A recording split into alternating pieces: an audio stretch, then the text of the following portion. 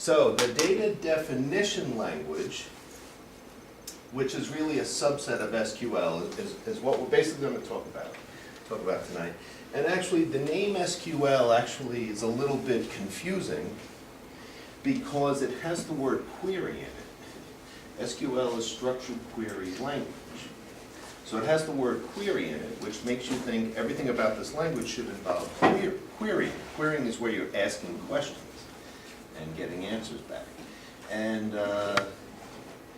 so what we're going to talk about in today's class is the part of SQL, the structured query language, the part where we do the data definition language, which is where we actually create the database, and it'll be an empty database, so we don't even have any data in it yet, so we can't even query it yet because it has no data. It actually doesn't even exist yet. But basically what I'm saying here with this slide is DDL, data definition language, doesn't have anything to do with querying. There's nothing to query yet, nothing exists yet. Once we have our database created, we can then start populating it with data. And then once it has some data, then we can begin querying it. So it's a little confusing, the name. So if you apply for a job, if you go looking for a job after you graduate, they want you to know SQL, but they may want you to know how to create a database, which has nothing to do with querying. Okay, so that's a little start. So we talked in last class, we were kicking around the idea of how to design some tables. And let's just say, for example, we had a database for a college. We have a textbook table, right? The rectangles were always going to be tables. So we have a textbook table. We have classes, so a class could use a textbook. Textbook could be tied to a class. And then a class is taught by a member of the faculty. Right, so a textbook would have rows and columns like what? The name of the title of the book, the author. What else would a textbook have? The edition. Yeah, the edition, what year it was printed, so information about that. Then we'd have classes like Database 101, and there'd be a database on Monday nights and a database on Tuesday night class. And there would be different classes. And it looks like with this database design, it's a many-to-many, an end-to-end. And there's a diamond that says there's a connection between the textbook and the class. And it looks like there's many-to-many. So a textbook could be used by many classes. And it looks like a class can have many textbooks. So, I don't know, do you ever have teachers that have you buy many textbooks in class? Okay. Sometimes, yeah. All right, yeah, maybe they should make that a one-to-many. Okay, and then it looks like the classes are taught by a faculty member. And the relationship for teachers, the diamond is a relationship between this table and this table. One faculty member can teach many classes, but a class cannot have many faculty members. Have you ever had two teachers for one class? You ever had that? Yeah. Yeah? Okay. So that wouldn't be allowed in this university with this. And then we also said that this double line meant what again? That meant that it was required a total participation. So you cannot have a class if it doesn't have a teacher. It must have a teacher. Right? So that was just a little review of what we went over last class. So now we want to create tables for this database. And we need a language so we can type in so the database knows, oh, I need a teacher, I need a textbook. One field is the name of the book, the author of the book, blah, blah, blah. So we need to create these columns and have storage for each of the fields.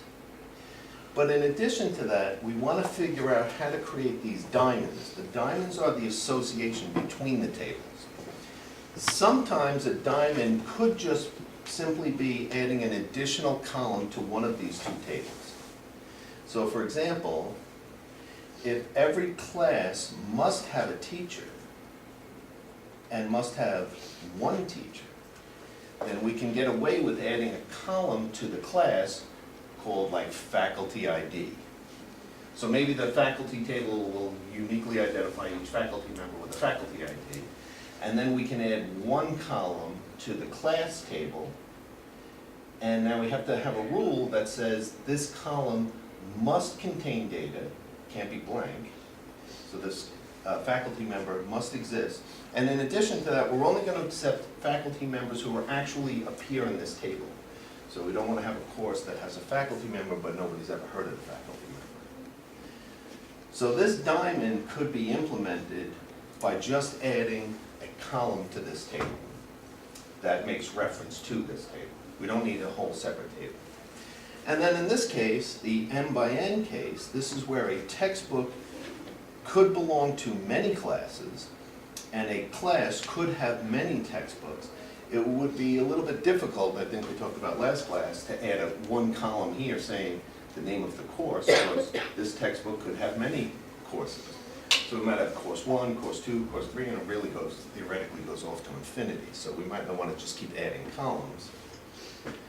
And because it's many to many, we couldn't add a column to the class saying which textbook it goes to, because some courses have multiple textbooks. If we had a rule that said you have a maximum of 2 textbooks, we could add 2 columns, and we could be done with it. We could implement this diamond with 2 columns. But if it's many to many, a lot of times what we'll do is just make a new table that connects this table to this table. And that new table might just be 2 columns. It'll be a column of textbooks and a column of classes, and just every time a textbook is used by a class, we put another entry in that table. So this database looks like we might have to use 4 tables. 1, 2, 3, and then a 4th one to implement this time. Okay, so what we need is some kind of a language that creates tables and also that makes those rules, the double lines, the single lines, the one to many. So here's an example of the syntax for a table.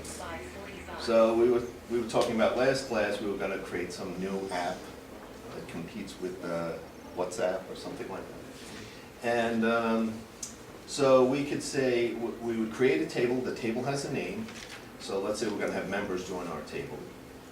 We could say create table members, that's the name of the table. And then we can have a user ID, and we can say it's a variable of characters, 40 of them. And now we could have a rule that says it can't be blank. So that would mean if somebody later on, when we talk next class about the data manipulation language, where we start putting records into these tables, if someone decided, oh, I'm going to leave this field blank, we want the database to reject it. Say, sorry, it can't be blank. Come back with some new data, we won't accept it. And we require a password, and we could require a first name and require a last name. And maybe in our database, we could talk about what roles people have in our database. Maybe they're a member, they're a premium member, you know. So we could have one extra field just to say what kind of a membership they have. We can, if we want to, on any field, we can use the word unique to say, for this field, I don't want 2 different people putting in the same data. If somebody already put this in, I don't want someone else joining with the same data. So a user ID might be an email address, and we don't want 2 members joining with the same email address because we're going to use email addresses to tell everyone apart. So we could say, you know, the field is not null, which requires data, and we could say it's unique. If somebody already put that record in and someone comes along later and tries to put in the same one, we're going to reject it. We could also call something a primary key, which means that field, or we could have a list of fields, could be used to uniquely identify that one record in the table. And if you do that, what the database, the DDL language will do is, first of all, it'll make it guaranteed to be unique, and it will also guarantee that you must enter data. So I basically put a comment here, because I call this field a primary key, I really didn't need to do this. It would be done anyway. So it's just kind of, it's not needed. Automatically they become not null and unique. So putting this in and this in is overkill. You won't get a syntax error, it's just you really like going out of your way to say, I want this field to be unique and I want data to be put in it to make it not null. So here's how we can create a table. Now, this is just a table that's not connected to any other table. Let's say we wanted to start connecting tables to other tables. So suppose we had a database schema. We have table A and table B, and they have a key field A and a key field little b. And we have a relationship that says it's a many-to-many relationship between the two tables. And we have the double lines, which say, the double lines means total participation. So we want to guarantee that if there's an entry in one table, it must appear in another table. So sometimes you'll see a website where if you forget your password, they let you enter a challenge question. They let you, what is your grandmother's maiden name or something, and if you know the answer to it, you can change your password. So there might be another table called Members Challenge Question. Now we have to tie that table to the members. So we're going to need a column like Member ID. And then we're going to have a question. You type in, whatever question you want, and then you type in the answer that you know about. And now we're going to make this full participation requirement. We're going to say foreign key, and we're going to say member ID. That's the field here. I want this field to only accept data. Then we're going to say references. The table we just created on the last slide, the members table, has a column in it called user ID. So the only acceptable value you can put in here is a user ID from the members table. If you don't supply that, we're going to reject it. We don't know who that member is, so we're not going to do it. And then I said primary key also. I don't want to have multiple questions for the same user. And because I said primary key, I don't have to say not null. That will be done anyway for me. And so now this foreign key requirement implements the double line that we, or the other group of people designing the database, drew the double line saying everything that's here must appear, must be connected to the other table. So this would require that if there is a question that helps someone change their password, a question in the database, it must be tied to some person. It can't just be a question for some member who doesn't exist. So now, if we did this, we created this table with this connection. If later on somebody put in a question and an answer, and then decided to delete themselves from our website, well, we decided to get rid of them. If we tried to delete the member, these are just some comments on the side, we wouldn't be able to delete the member unless we got rid of their question, right? Because if we went back, suppose somebody had a question, and there was this foreign key requirement, if we went back and tried to delete them, we would then have a question, a challenge question for someone who's not in our database, and we don't want that.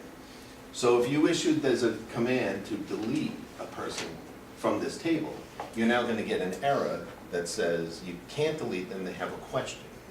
They have a challenge question. So what would we have to do? Drop the foreign key first and... What's that?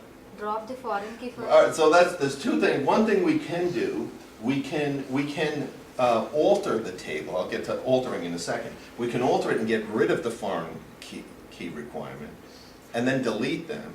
But if we didn't want to get rid of that, what's another thing we could do? We can delete the question first and then delete the... Right, delete the question first, then when they have no question, then we can delete them. If we start having many, many tables that have foreign keys that are built off of that, it's going to take there's a whole process to deleting somebody, but you can eventually do it. And then obviously we would have to create, when we go to create our database, we'd have to create this table before the table that refers to this table, right? If I try to create this table first, and there is no members table, I figure I'm going to do that later. This is going to say, you're referencing this column to a table that doesn't exist, and it won't be able to create it. So we'd have to create this table first, create this one first, create this one second, And then we start putting members in. If a member doesn't have a question, we can delete the member. If a member does have a question, the only way to delete the member is delete the question first, then delete the member second. But that's a good technique you had where you can remove this constraint and then just delete the member and leave the question around. Sometimes you like doing that, you know, like on something like Facebook where people make comments and then they're in like some long blog and then they leave the website. You don't want their comments to be left, so they put in, I think you guys were saying last class, they put in like Facebook user. Well, so they're kind of trying to delete the member, but there's comments that are foreign keyed back to a member, and now the member's gone. So you have to somehow kind of get rid of the member by leaving the comments around so they could remove the constraint and change the user's name. Okay. So yeah, and then if we've already have a table and we want to alter the table, we can alter an existing table. This would be, if you made a table, it'd be nice, you know, on database administrator, you want to get everything right the first time, but things change, and sometimes you need to add columns or make some modifications to a table. So we could say alter the table members. And I'm just kind of highlighting that this is the new thing we're learning to add.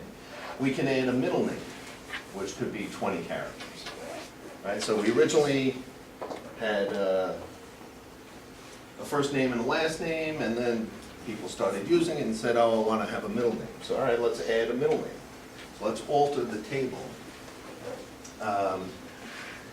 And we'll add a middle name, and then we'll just describe what the data is like. So we could say it's a 20-character variable, 20 characters, and then we can add a middle name with 20 characters. We could alter the table and add a middle name. So this is another thing. When we start making tables, the order of which you originally listed the elements of the table, they'll remain in that order, and the order usually doesn't matter. But when you say, when we talk about printing out reports of what's in the data, if you say select star, that means print every column in the table. It'll print them in the order of which you created them. So maybe sometimes just, you know, on your eyes it might seem, you might have a mental idea of the order of which you would like columns to be in. So if we said alter table, if we issued this command into the database, we would add a brand new column and it would just add it to the end. So we're adding a middle name and it'll get added to the end of the table. So it would be like user ID, password, first, last, role, middle. And maybe you would like the middle to be like between the first and the last. It's not very important because when you start writing out SQL statements where you say, tell me the first and the middle and the last name, you can actually spell out the order you want them in. So it really doesn't matter what order the columns are in. But if it's important to you,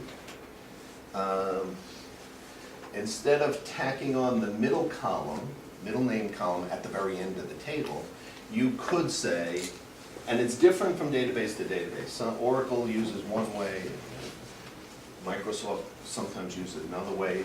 Some of them allow one of these two, but not both, and you could use either one. You could say alter the table members, add middle, 20 characters, after the first field. So it means between the first and the last. Right? You could also, some allow you to do it before a field, so you could say before last. So either way would work. And then we could say alter table members. If we decided we want the field to change, if you say a field that already exists, then obviously you're trying to change the attribute about it, how much storage it gets. So if we decided I want 30 characters for the middle name instead of 20, this line would take the already existing middle field and make it 30. So we're not adding anything, we're altering it. We're altering this part. We're altering the middle field by making it 30 characters. And then if we added it and then made it 30 characters and then decided we don't like it anymore, we're going to get rid of it, you can get rid of it. So you could alter the table and drop the middle, which would get rid of that column. So some of these commands are pretty dangerous, because you'd lose everyone's middle name. You don't want to, you don't want to type this one in by accident and go, oh no, I meant to move them, I didn't mean to get rid of them, because then they're gone. Which is why it's good to have your databases backed up every night, in case someone does do something like that. Okay. So, now suppose we have a table that we want to make a new table exactly like an existing table.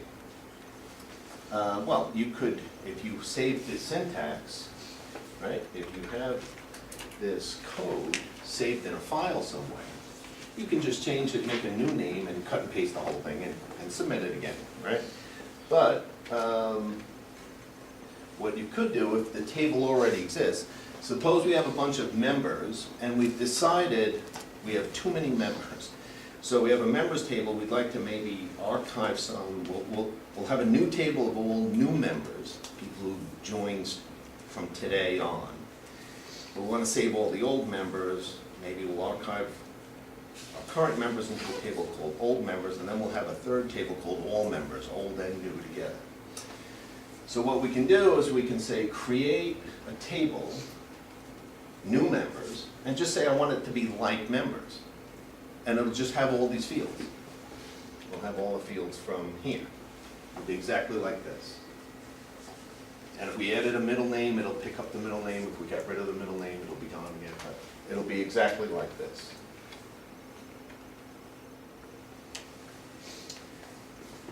Now, we would create a new table, but it would have no data in it, right? So if members was filled with data and you just said, I want to create a table like this table, it'll be an empty table, but with all the attributes and the foreign key requirements and the primary key, all that will be there. It just won't have any data. What you can also do if you want to back up a table, and this is a popular thing that database administrators have to do. Sometimes they have to do this every night because they're afraid they don't want to lose data, and then if they lose data, then they call up and say, do you have the data as of last night? Because we lost all our records. We'd like to have something like this. So you could say create table, all members. I want it to be like the members table. And then, and this is something we'll cover in our next class where you can actually read from the data. But this is basically saying, give me all the data. Star means give me every column from this table. And you can even change the order to it. So you might be able to recreate the entire table, but maybe move the records around into an order that you're more comfortable with. So this would actually create a new table called all members. Column for column, rule for rule would be exactly like members. And then you say as, which means you're going to start filling in data with it, and you can actually read all the data out of the members column and it'll copy into the new column. Now if you decide you don't need the members table anymore and you'd like to rename it to old members, you can just rename the table. Now I could say rename table members, it's now called old members. So after doing, if you did this followed by this, you would take your current members table, copy it in its entirety to this all members table, but the names would be moved around so that they follow the order of the last name order. And then you would have a table called old members, which is what members used to be. So now you don't have a members table.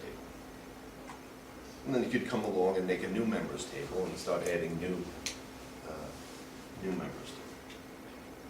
So stuff like this, SQL statements like this are done a lot at companies that have huge databases like Facebook and Twitter, where let's say they had a table called members, and the members table has, 1 billion members in it, and new people are joining every day, and let's say, a couple thousand people join a day.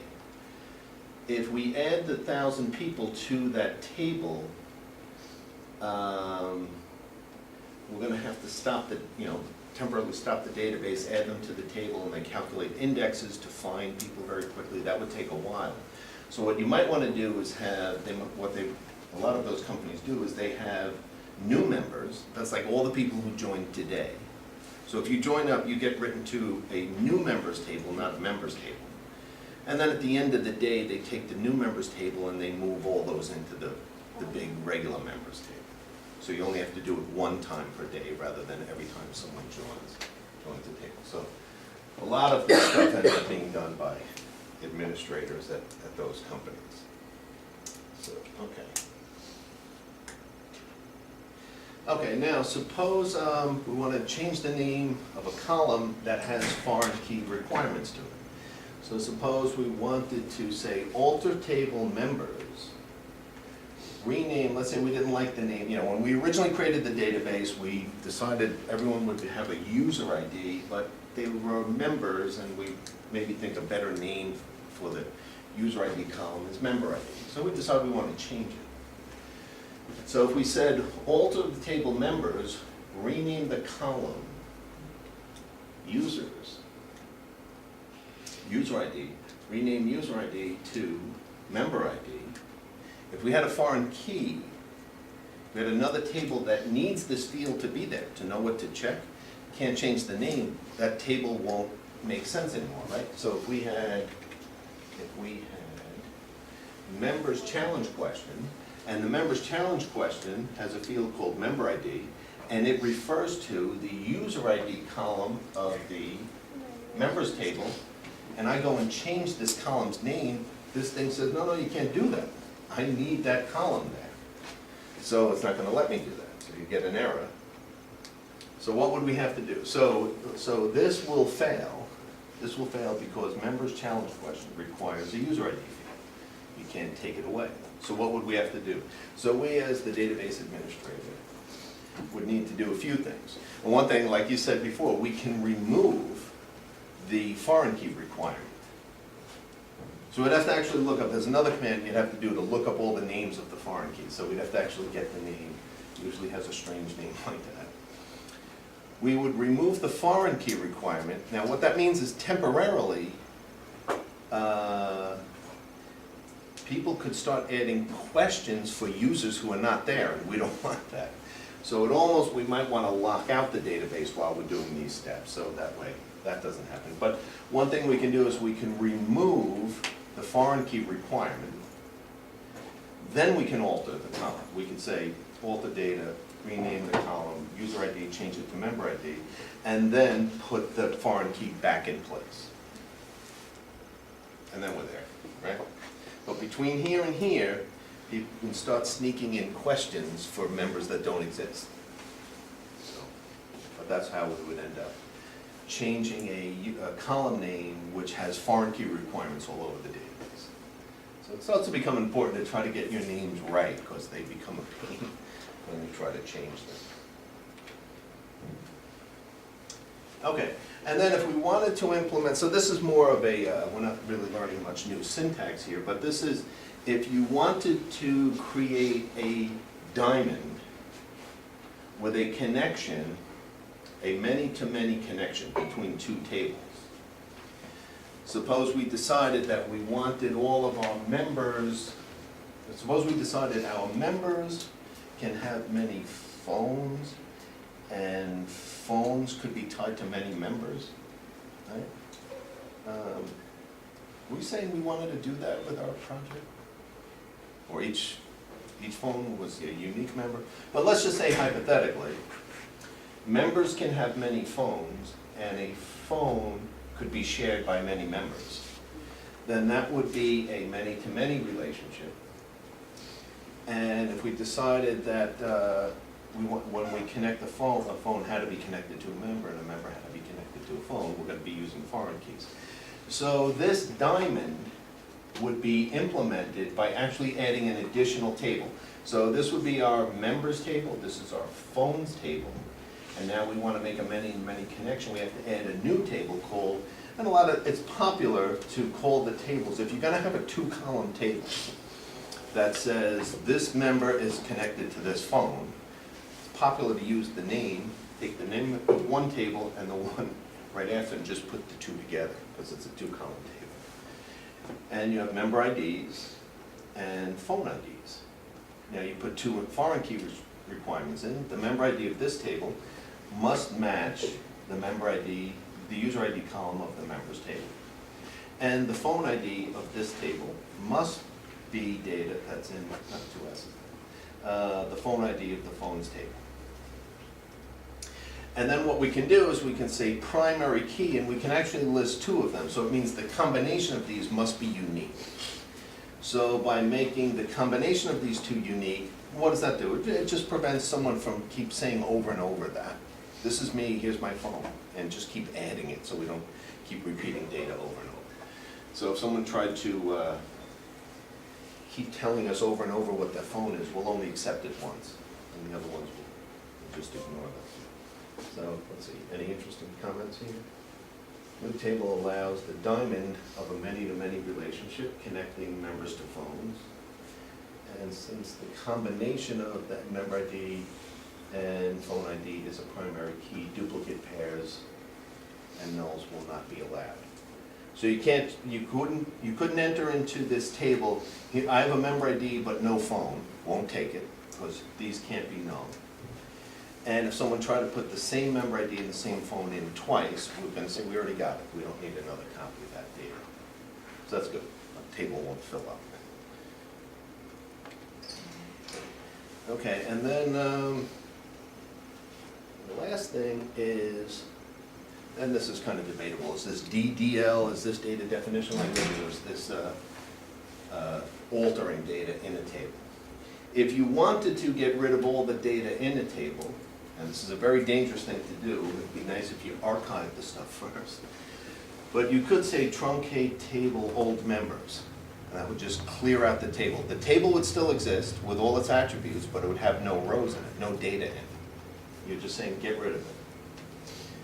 Another way to do this, so this is DDL, doing that, getting rid of a table.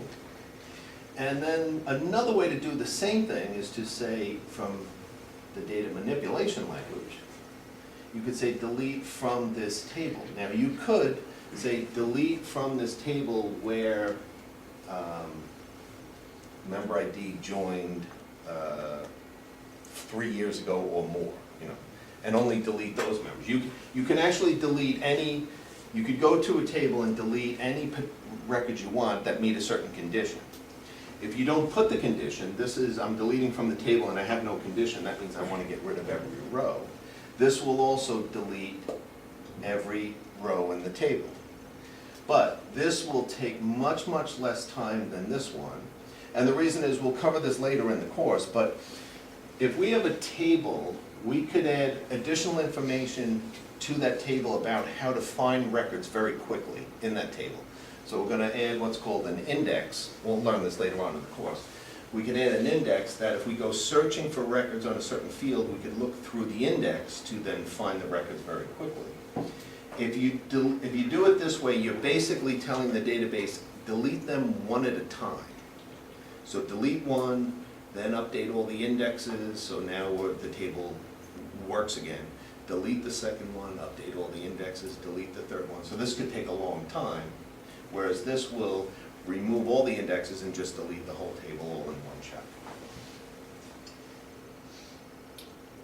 Okay, so yeah, so as far as the, going back to the beginning, the data definition language, it's just, you know, we have to have some kind of a language so we can talk to the database and create the tables in our picture. We draw a picture, we have our tables, we draw the little balloons off them with all the columns, and then we draw the connections between the tables. And then we needed a language to implement this picture, and that's the data definition language. And it needed the very important thing was the foreign key thing, which is where we use this to have our participation. Required participations. And then, like I said, some of the diamonds, it's a kind of a judgment call. Should we implement the diamond by adding a column to a table, or should we add an actual brand new table that joins all the records together? And then we have to, want to be careful, make sure that we don't have duplicate data and unnecessary data. So that's where we have our assigning keys or unique fields, just to block that from happening. Okay. Any questions about the data definition language?